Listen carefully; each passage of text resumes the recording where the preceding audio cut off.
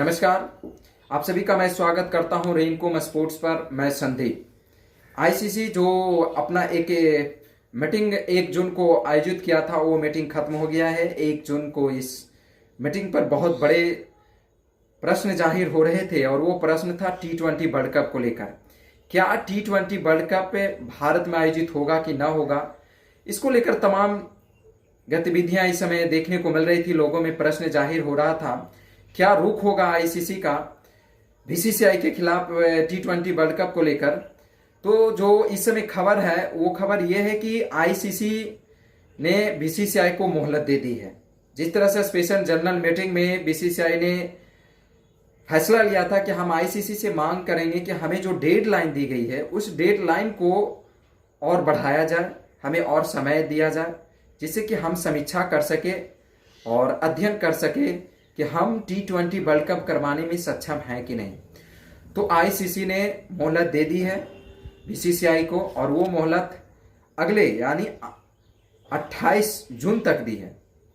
28 जून तक बीसीसीआई को फैसला ले लेना होगा कि हम T20 वर्ल्ड कप करवाने में सक्षम हैं कि नहीं हैं।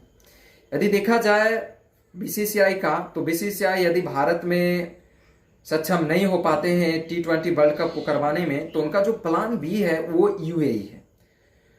तो लेकिन यहाँ पर एक प्रश्न जाहिर होता है कि क्या यूएई में मैच होगा तो बीसीसीआई के पास ये अधिकार रहेगा होस्ट करवाने का T20 वर्ल्ड कप। तो जी हाँ, बिल्कुल मैच यूएई में होगा, लेकिन जो भी आयोजन करता होंगे, जो आयोजन करता धरता होंगे, वो बिल्कुल होस्ट करने का जो अधिकार कहा जाए तो वो बीसीसीआई के पास होगा।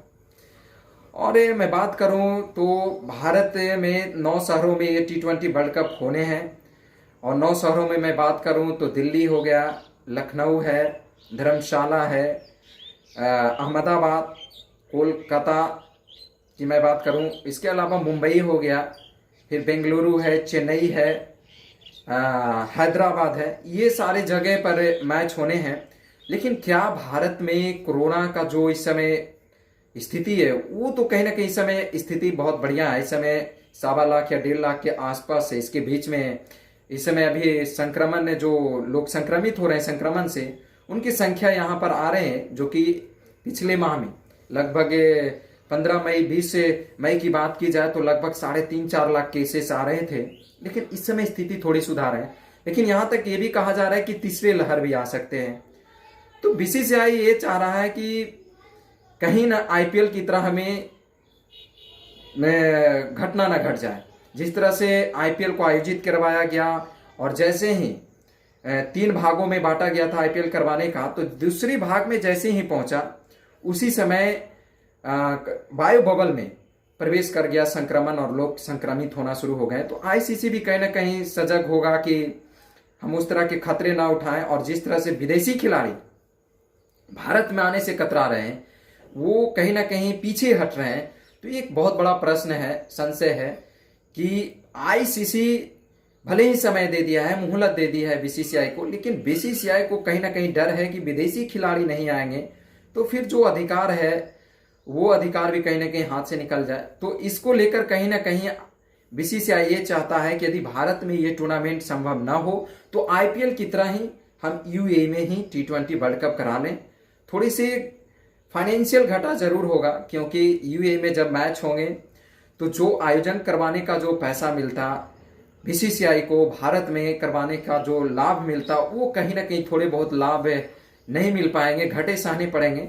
लेकिन प्रश्न ये भी है तो कि पिछले साल भी T20 वर्ल्ड कप टला, अब इस साल भी तो नहीं टाला जा सकता है, क्योंकि कुछ देशों में स्थिति सही है, वहां पर आसानी से करवाया जा सकता है। भारत में भले ही स्थिति खराब है कोरोना का, लेकिन बीसीसीआई को समय दे दिया गया है, 28 जून का वक्त दे दिया गया है।